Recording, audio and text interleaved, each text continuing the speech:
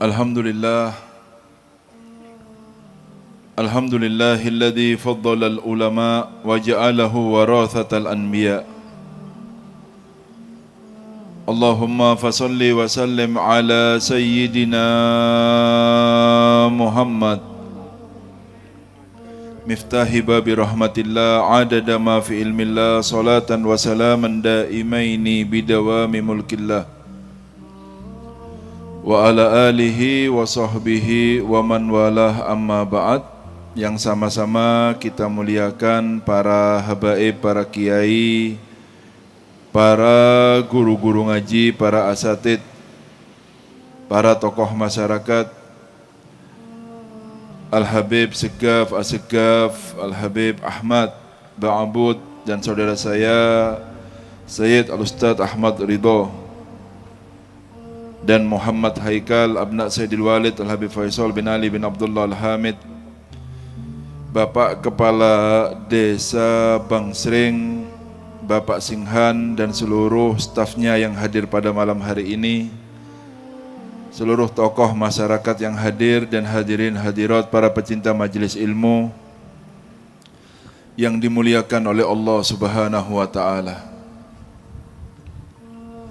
Ada prakata dari orang-orang Arab terdahulu yang mana beliau berkata, laisa khobar kal ayan. Ketika kita mendapatkan kabar yang didengar oleh telinga kita, itu berbeda ketika kita melihatnya secara langsung. Ada manusia-manusia di atas muka bumi ini yang umurnya makmur digunakan untuk taat kepada Allah Subhanahu wa ta'ala. Tapi malam-malamnya dipenuhi dengan tangisan karena rasa takutnya kepada Allah Subhanahu wa ta'ala dan merasa kalau dirinya bukan siapa-siapa.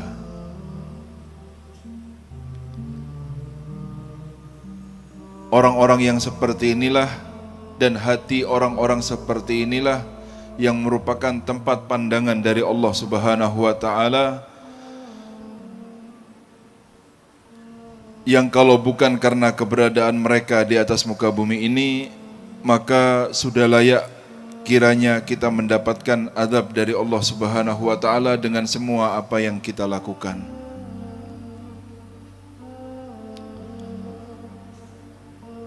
Oleh karena itu, dahulu Sayyidina Hasan Al-Basri radhiyallahu ta'ala anhu ardah, beliau seorang Sayyidut Tabi'in, salah seorang min sayyidit tabi'in, pemimpin dari orang-orang tabi'in yang belajar dari sahabatnya Nabi Muhammad sallallahu alaihi wasallam. Yang mana beliau berkata, wallahi laqad madha baina aidikum aqwamun law anfaqa ahaduhum adadal hasa dhahaban yakhsa an la yanju li adhami dhanbi fi nafsihi. Demi Allah, kata beliau, telah berlalu dari pandangan kalian sebuah kaum yang seandainya mereka itu bersedekah dengan sejumlah sebanyak batu yang ada di atas muka bumi ini yang berupa emas, mereka masih merasa kalau dirinya tidak akan selamat ketika menghadap kepada Allah Subhanahu wa ta'ala, karena mereka melihat dosa yang kecil yang mereka lakukan itu sudah cukup untuk membawa mereka diazab oleh Allah Subhanahu wa ta'ala. Oleh karena itu dahulu Rasul sallallahu alaihi wasallam, ya, ketika Sayyidatuna Aisyah bertanya kepada beliau, ya Rasulullah, ya, makna daripada ayat Al-Quran, walladzina yu'tuna ma atau wa qulubuhum wajilatun annahum ila rabbihim raji'un, yaitu orang-orang yang telah memberikan apa yang telah diberikan oleh Allah Subhanahu wa ta'ala dari rezeki dan sebagainya, besar sedekahnya ketika masa hidupnya. tetapi hati mereka tidak pernah lepas daripada yang namanya gundah, dari namanya rasa takut. Ya, apa yang membuat gundah dan takut selalu ada dalam hati mereka ini? Annahum ila rabbihim raji'un. Keyakinan mereka bahwa mereka akan tiba hari yang penuh dengan keyakinan, apa itu? Berdirinya dia di hadapan Allah Subhanahu wa taala. Akan ada waktunya, demi Allah, setiap kita akan berdiri di hadapan Allah.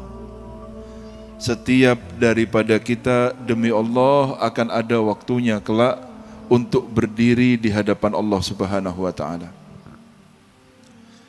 Lalu bertanya Sayyidatuna Aisyah, ya Rasulullah, huwa alladhi yazni wa yasrik wa yasrabul khamar wa huwa yakhafullah.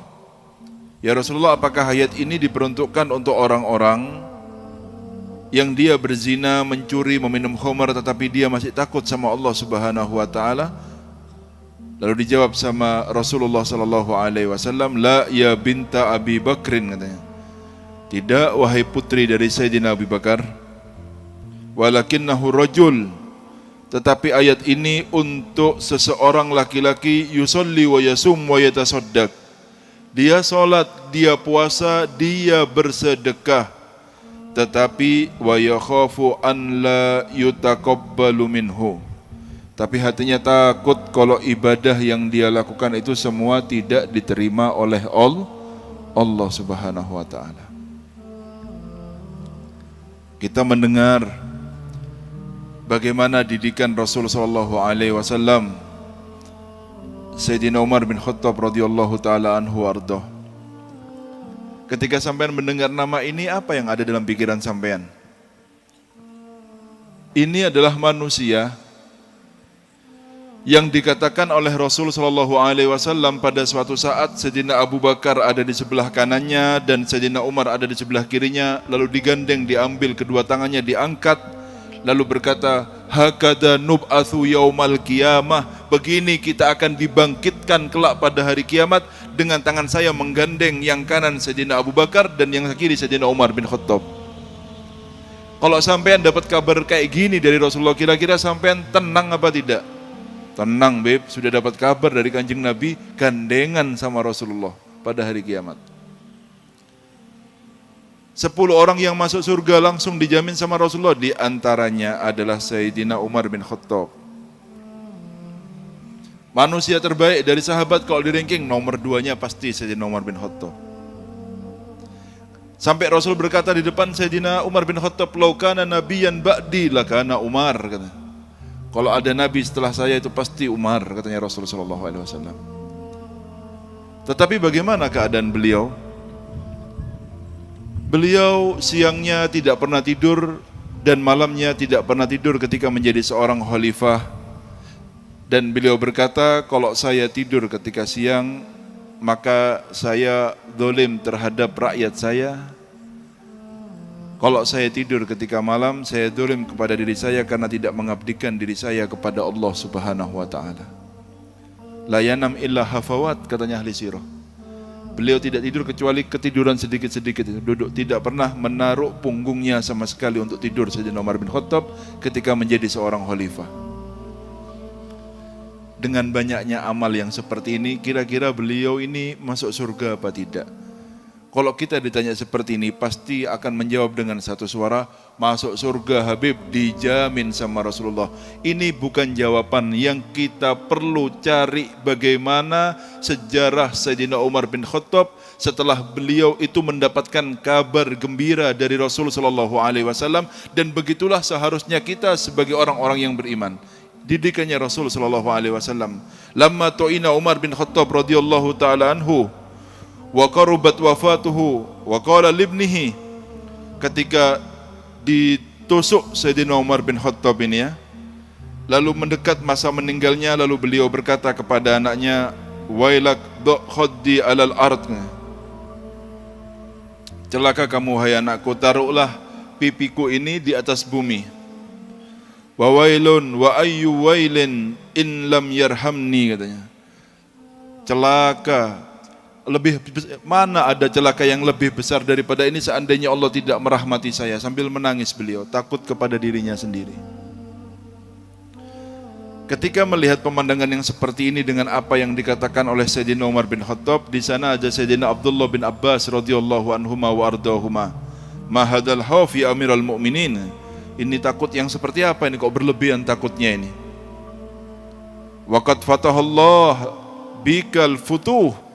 Allah telah menyediakan di tangan kamu ini pembukaan bagi negara-negara ketika engkau menjadi seorang khalifah. Maksudnya negara yang menjadi anggota dari negara Islam itu semakin meluas ketika beliau menjadi seorang khalifah. Wa massara bikal amsar, dan terbuka kota-kota di masa pemerintahanmu. Wa fa'ala bika ma fa'al, dan kau telah berbuat apa yang telah engkau perbuat sangat luar biasa, jasamu besar sekali untuk agama Islam ini. Lalu beliau berkata, waditu an anjua, saya cuma berharap satu, saya ini selamat, la alayya walali, saya tidak dihukum dan tidak mendapatkan pahala. Tidak usah dapat pahala, yang penting satu, saya jangan dihukum ya Allah. Takut sama murkanya Allah nanti, ya apa saya kalau tidak selamat. Wa fi riwayatin la ajran wala wizran, saya tidak kepingin pahala tapi tolong jangan diungkit dosa saya ya Allah. Sambil beliau menangis sebelum meninggal dunia Sayyidina Umar bin Khattab. Keadaan orang soleh ya. Sayyidina Hasan putra dari Sayyidina Ali yang sampean baca kalau Umar Al-Hasan Sumal Husain nangis takut tak kumpul sama Kanjeng Nabi Muhammad. Anaknya Sayyidina Husain, Sayyidina Ali setiap malamnya nangis sampai ngapal di pipinya. Dan semua orang-orang soleh dengan kesolehannya mereka itu takut dengan badannya. Seandainya mata ini dimuliakan sama Allah untuk melihat manusia-manusia yang seperti ini, itu adalah keagungan yang luar biasa yang Allah berikan kepada kita semuanya. Tanda-tanda kebesaran Allah dari manusia-manusia yang hidup, yang memang mereka benar seorang khalifah dari Rasulullah sallallahu alaihi wasallam, dan begini keadaan mereka semuanya. Teman harus ngerti, jangan pede sama dirinya. Jangan merasa kalau kita ini bagian dari orang-orang soleh. Orang berprasangka kepada kita itu hak mereka, tetapi kita menilai diri kita bukan seperti itu caranya. Ya.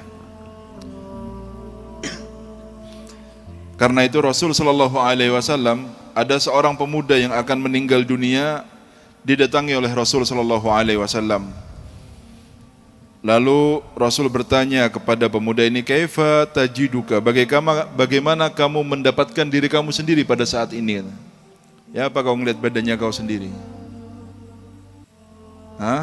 Lalu dijawab, arjullaha ya Rasulullah wa akhafu dunubi. Saya sekarang ini mengharap rahmatnya Allah, tapi dalam hati ada ketakutan dengan dosa-dosa saya. Faqala Rasulullah sallallahu alaihi wasallam, la yajtami'ani fi qalbi abdin fi mithli hadzal mautin illa a'tahu Allahu ma yarju wa amanahu mimma yakhaf, katanya Rasulullah sallallahu alaihi wasallam. Tidaklah berkumpul dalam hati seorang hamba ya di tempat yang seperti ini, di masa-masa yang seperti ini, ketika sakaratul maut, ketika akan menjemput kematiannya, kecuali Allah akan memberikan apa yang dia harapkan. Karena itu punya prasangka baik sama Allah itu perlu, ya. Dan dia akan diamankan dari apa yang ditakutkan. Apa yang dikatakan tadi? Saya berharap sama Allah, tapi saya takut sama dosa-dosa saya. Begitu seharusnya orang yang beriman ya. Harapannya besar terus sama Allah, tapi hatinya tidak pernah terpisah dari rasa takut kepada Allah subhanahu wa ta'ala. Allahumma shalli ala Muhammad. Jangan pernah merasa aman. Ya, karena tanda orang bertakwa itu adanya rasa takut itu sendiri. Sesoleh apapun kita, berkumpul dengan siapapun kita, rasa takut yang tidak pernah berpisah itu adalah kemuliaan yang Allah titipkan kepada kita. Ketika Allah ingin mencabut kemuliaan itu, maka akan dihilangkan rasa takut kita dari dalam hati kita oleh Allah Subhanahu wa taala. Maka bahagialah kalau dalam hati kita sudah mulai ada rasa takut kepada Allah, berarti sudah mulai kenal dengan siapa Allah Subhanahu wa taala. Ketika rasa takut itu tidak ada sama sekali dari dalam hati kita, ketahuilah berarti kita belum kenal dengan siapa Tuhan kita, yaitu Allah Subhanahu wa taala. Harus paham Pak, sampean itu ngadep siapa enggak tahu, kenapa enggak kenal siapa yang dihadapi ketika sholat. Gimana mau enak sholatnya, gimana mau khusyuk, enggak kenal. Makanya ilmu paling penting itu ilmu tauhid, ilmu mengenal Allah Subhanahu wa taala. Ilmu mengenal Allah, ya, harus seperti itu ya. Makanya sampean itu yang punya cita-cita hidup ini jangan cuma dilewatkan begitu saja, kayak ngabiskan umur begitu, tidak penting ya. Ke kanan, ke kiri tidak penting jadi manusia. Orang yang penting itu yang tahu kepentingan. Apa? Orang yang penting itu adalah orang yang tahu kepentingan. Orang yang menghargai waktu yang ada pada dirinya, merekalah orang-orang yang penting sebenarnya. Tetapi ketika dia tidak menghargai waktunya dengan harga yang mahal, berarti memang dia itu adalah orang yang tidak pantas untuk dijadikan orang penting. Paham ya? Makanya Sayyidina Wahab bin Wirid ya menukil perkataan dari Sayyidina Isa alaihi salam. Ya. Dikatakan yaqul hubbul firdaus wa hosyatu jahannam yurithani sabr anil musibah wa yub'idanil abad minal ladzati dunya wa sahawatiha wa ma'asiha. Kecintaan kepada surga firdaus ya, dan rasa takut kita kepada neraka jahanam itu membuat seseorang ini sabar dengan musibah. Tidak apa-apa sudah, musibah datang kalau balasannya adalah surga. Sama kayak sampean kerja capek, enggak apa-apa saya capek, yang penting saya gajinya besar. Enggak apa-apa musibah ini mengenai saya, yang penting nanti surga balasannya. Berapa banyak Pak? Ya, orang ini dapat jaminan surga dari Rasulullah enggak main-main. Tetapi enggak ada jaminan orang itu karena berbuat amalan taat itu belum pernah saya tahu. Dapat jaminan surga ya. Langsung diomongkan sama Rasulullah. Yang ada adalah banyak Rasulullah memberikan jaminan surga bagi orang-orang yang terkena musibah dan dia sabar dengan musibah tersebut. Berapa banyak para sahabat yang matanya copot dibilang, kalau kau sabar sama matanya kau yang copot surga, kalau kau tidak mau sabar ya saya kembalikan, tetapi ingat hisab nunggu sudah, katanya Rasulullah. Ada seorang wanita ya hitam, Sayyidina Abdullah bin Abbas jalan di pasar bersama santrinya, lalu berkata, ala urika mra'atan min ahlil jannah, kamu mau enggak saya tunjukkan perempuan ahli surga? Katanya muridnya, mau. Hadhil mar'atu sauda, ini perempuan yang hitam ini perempuan ahli surga ini. Loh kok bisa jadi perempuan ahli surga gimana? Atatin nabiyya sallallahu alaihi wasallam, dahulu dia datang kepada Rasul sallallahu alaihi wasallam lalu berkata, ya Rasulullah, inni usra wa inni atakasyaf. Ya Rasulullah, saya ini kena penyakit epilepsi, ayanan. Dan ketika kumat, aurat saya terbuka, namanya orang ayan kejang-kejang. Fad'ullaha ta'ala li, maka berdoakan saya wahai Rasulullah supaya sembuh dari penyakit saya tersebut. Lihat Nabi ngasih pilihan, in syi'ti sobarti walakil jannah wa in syi'ti da'autullaha laki. Kalau kamu mau sabar ya, kalau kau bisa sabar sama penyakitnya kau ini, surga sudah nunggu kau. Tapi kalau kau tidak bisa sabar, saya doakan biar sembuh. Pilihan dua, kalau sembuh mau berapa lama umurnya ntar lagi habis. Setelah itu dia itu tidak dijamin masuk surga. Tetapi kalau dia mau bersabar dengan umur yang tersisa, dengan penyakit yang dia bawa, dia sudah pasti masuk surga karena dapat kabarnya bukan dari orang sembarangan, yaitu langsung dari Nabi Muhammad SAW. wasallam. Lalu perempuan ini berkata, bal asbiru ya Rasulullah. Saya sabar saja wahai Kanjeng Nabi kalau sudah jaminannya surga. Walakinni atakasyaf. Tapi saya terbuka aurat, doakan kalau saya kumat, ayan, jangan sampai aurat saya terbuka. Didoakan sama Rasul dengan penyakit yang tetap, tetapi kalau ketika ayan dia tidak terbuka auratnya, dan manusia itu hidup masih sampai zaman Sayyidina Abdullah bin Abbas dan namanya, ini loh perempuan ahli surga yang dijamin surga. Karena apa? Karena sabarnya dia dengan musibahnya. Jadi kalau ada musibah-musibah itu marhaban bi syiari sholihin. Ini adalah syiarnya orang-orang soleh. Kesolehan seseorang itu tidak bisa dilihat dengan banyaknya ibadahnya. Tetapi ketika datang musibah, bagaimana keadaan imannya di situ. Karena banyak manusia di dunia ini ya'budullaha ala harfin, katanya Allah.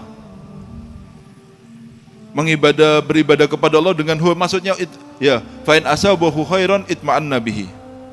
Kalau dia ini hidupnya ayem, tentrem, rezekinya luas, tenang, sholatnya bagus, ininya bagus.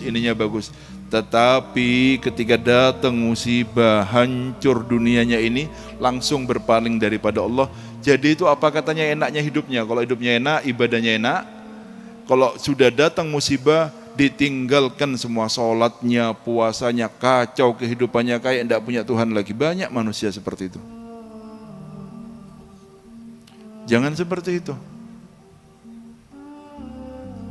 Karena Allah mungkin tahu, ngasih musibah kepada kita, tahu kalau bukan karena musibah ini kita tidak akan masuk surga. Disuruh tobat, tidak tobat kita kok. Tapi Allah kepingin untuk memasukkan kita ke surga. Akhirnya bagaimana? Jalan pintas, dikasih musibah sama Allah. Seharusnya kita bahagia dan berprasangka baik, mungkin dengan musibah ini dosa saya diampuni sama Allah. Mungkin dengan musibah yang menimpa saya ini dan saya sabar dengan musibah ini, saya layak untuk masuk ke dalam surganya Allah Subhanahu wa ta'ala. Kalau sampean mengandalkan sholat kayak apa sholat kita ini? Ya Allah, sampai umur 40-50 tahun tidak tahu artinya khusyuk dalam sholat ini. Apanya yang mau diandalkan depan Allah? Makanya mungkin Allah ngasih musibah ini supaya mengangkat derajat kita. Makanya yang sabar. Yang sabar. Ya. Akan mewariskan sabar dengan musibah, wa yub'idanil abad minal ladzati dunya. Ketika sudah tujuannya akhirat, surga, firdaus, takut sama neraka, jahanam, tidak akan ada lagi cita-cita dunia itu. Pak, sampean ketika digaji 1 juta, lalu ada gajian 100 juta, sampean tidak akan berhayal untuk kembali gaji 1 juta lagi. Faham tidak sampean? Sekarang sampean itu punya cita-cita suatu pekerjaan yang gajinya 100 juta 1 bulan. Apa sampean mungkin berpikir untuk saya supaya bagaimana bekerja dengan gaji yang 1 juta? Tidak akan ada. Begitu seseorang itu ketika dia punya cita-cita untuk masuk surga firdaus, akan hilang cita-cita dunianya. Dunianya akan dikeluarkan untuk menggapai cita-citanya yang lebih besar, yaitu masuk surga firdaus. Sama Pak, seperti ini, kayak orang kepengen jadi dokter. Uangnya dikeluarkan apa enggak untuk supaya bisa menjadi dokter? Dikeluarkan. Enggak mau keluar uang ya, jangan hayal jadi dokter. Pendaftaran 150 juta, 250 baru daftarnya itu, uang muka saja. Begitu orang kalau cuma cita-cita, uangnya dikeluarkan, fokus belajarnya supaya dia bisa lulus untuk menjadi dokter. Apapun dikerahkan semuanya supaya menggapai cita-cita. Begitu orang yang cita-citanya untuk masuk ke surganya Allah, apapun akan dia kerahkan, bahkan dunianya, supaya dia masuk dan terpenuhi cita-citanya, yaitu masuk ke surga firdaus yang di sana ada Nabi Muhammad SAW. Umur ya Pak ya, semoga barokah umur kita semuanya. Yang paling penting barokah itu. Kalau dikasih barokah itu sedikit tapi besar faedahnya nanti akan kita dapatkan. Tapi kalau sudah dicabut barokah itu, maka umurnya tua, dia belum berbuat apa-apa untuk mempersiapkan kematiannya. Barokah itu nyata ya Pak ya, nyata. Jangan bilang barokah itu tidak ada. Pada umumnya keberkahan itu akan diberikan sama Allah bagi orang-orang yang dia mau bangun malamnya. Akan tampak keberkahan itu dalam rezekinya. Akan tampak keberkahan itu di dalam keturunannya. Akan hadir dari keturunan-keturunannya orang yang akan membanggakan dia. Dahulu ini Sayyidina Ibrahim bin Adkham, ya ini terakhir ya. Ditanya sama salah satu orang kafir, kalian orang-orang muslim itu kok percaya sama barokah, bentuknya seperti apa barokah ini? Apa barokah ini? Omongan apa ini? Kalau kita tidak percaya, kalau uang banyak kita anggap itu banyak, kalau sedikit ya sedikit, apa barokah ini? Barokah itu nyata, kata Sayyidina Ibrahim, nyata. Lalu diberikan percontohan sama beliau. Kalian orang-orang kafir pernah tahu binatang anjing? Iya. Kapan mereka turun? Ketika malam hari. Kapan mereka kembali ke rumahnya? Ketika pagi hari. Malamnya penuh, dia tuh keluyuran kanan dan kiri. Pertanyaannya lagi, mereka itu anjing ini sekali melahirkan berapa ekor anak yang mereka lahirkan? 7, 8 mereka sekali melahirkan. Kalian lihat enggak anjing itu banyak di mana-mana? Ya cuma segitu-gitu aja anjing di dunia ini. Di mana anjing banyak di suatu tempat? Ya cuma begitu saja. Jumlahnya ya segitu-gitu saja. Padahal mereka tidak dibuat kurban ya, tidak disembelih, tidak diapakan. Lalu tanya lagi, kalian tahu ayam sama kambing? Iya. Ayam itu bangun jam berapa? Malam sebelum subuh sudah bangun. Kambing sebelum subuh sudah bangun kambing. Kalau melahirkan kambing itu berapa? 1. Kadang-kadang 2, dan itu jarang. Ayam itu walaupun telur, kadang-kadang telurnya tidak dijadikan anak, sudah digoreng semua sama orang-orang. Setiap hari dimakan. Tapi kalau lihat ayam banyak apa enggak? Banyak. Kambing walaupun disembelih orang sadunia, habis apa enggak habis kambing itu? Enggak habis. Itu namanya barokah. Yang ini malamnya penuh, ndak ibadah, keluyuran, subuhnya ketinggalan, pagi baru bangun sampai rumahnya, pulang ke rumahnya, ya habis barokahnya. Tetapi ada orang-orang yang dia malamnya tidur, bangun sebelum subuhnya kayak ayam sama kambing. Tidak akan habis, namanya akan harum, nanti akan ada keturunannya yang baik-baik terus seperti itu. Tidak akan, itu namanya barokah. Jadi tiru 2 binatang ini. Sampean mau kayak siapa yang senang keluyuran malam, kalau masih sholat untung, yang tidak sholat berarti dia seperti, dosanya tidak ngomong ya. Saya tidak ngomong, sampean yang ngomong itu. Takut hilang barokahnya. Ya. Kita lihat itu orang-orang yang punya anak-anak soleh ini, rata-rata orang tuanya adalah ahli qiyamul lail semuanya. Mereka semuanya adalah ahli qiyamul lail. Barokahnya dia qiyamul lail, anak-anaknya itu dimunculkan sama Allah. Karena apa? Bapaknya dulu adalah orang yang memakmurkan malamnya, keberkahan diberikan kepada anak-anaknya. Anaknya tidak sadar, dikiranya anaknya itu pintar karena dia dikasih otak cerdas. Tidak tahu kalau dia itu diberikan derajat sama Allah, sebuah ilmu, ahli ibadah. Itu berkat daripada doa orang tuanya dahulu yang qiyamul lail diterima sama Allah Subhanahu wa ta'ala. Membekas kepada anaknya.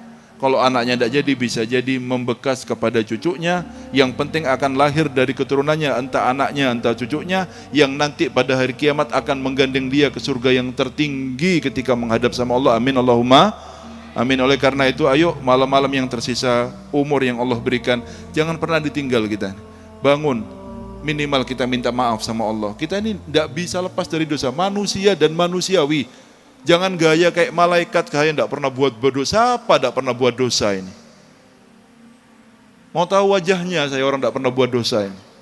Kita ini manusia bukan malaikat, tetapi alangkah baiknya dengan dosa-dosa yang kita lakukan, kita ngaku sama Allah. Jangan jadi manusia angkuh, sudah dosanya banyak, masih merasa kalau dirinya orang soleh. Ini angkuh namanya, sombong. Ya, paham ya? Penuhi, makmurkan malamnya dalam ibadah kepada Allah Subhanahu wa taala. Mungkin ini yang bisa saya sampaikan. Semoga majelis ini menjadi penyambung kita dengan Allah Subhanahu wa taala dan menjadi majelis penyambung kita dengan Rasulullah sallallahu alaihi wasallam yang bisa menambah cahaya yakin di dalam hati kita dan cahaya mahabbah di dalam hati kita. Semoga yakin dan mahabbah terus itu, keduanya terus ada dalam hati kita sampai kita menghadap Allah. Amin Allahumma amin. Hada minni wa la fa minkum. Assalamualaikum warahmatullahi wabarakatuh.